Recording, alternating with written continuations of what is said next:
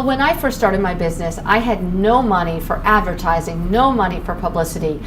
I had been recently married, and it occurred to me that when I was recently married, I cultivated a different network than the network I was used to cultivating, which was other women who had gone through weddings or engagement periods at around that time. I sought them out.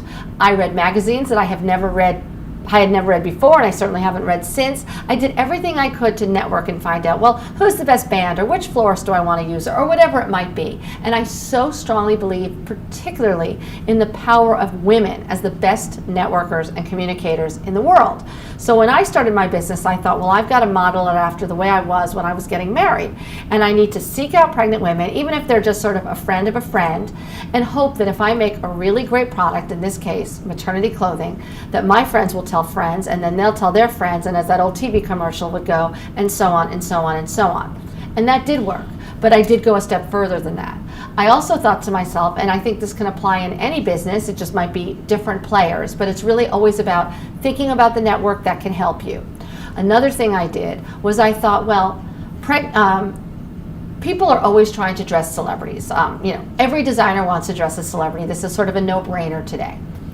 But who's dressing them when they're pregnant? Now you're sitting here thinking about this today, and you're saying, Liz, all we see is bump watches on the cover of People magazine, or in style dedicated just to who's pregnant. But let me tell you something. When I started out, that was not the case. Celebrities really kind of sat out their pregnancy. Nobody was on the red carpet asking them what they were wearing. I promise this gets back to networking.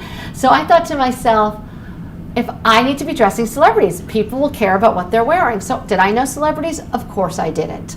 But I knew that celebrities have many people who work for them, many handlers, publicists, assistants, managers, and I found a way to get to them. And guess what? I found a way to do that prior to really the internet. So it definitely could be done today. It's just not that hard. And I ended up offering to dress them. I dressed a bunch of different celebrities. That network just exploded my brand. That led to press, that led to every other woman wanting to wear the same jeans that, let's say, Cindy Crawford had worn, or Kelly Ripa, or Julianne Moore. I mean, I ended up dressing every single celebrity, but at the beginning, I just was very aggressive about making those network connections.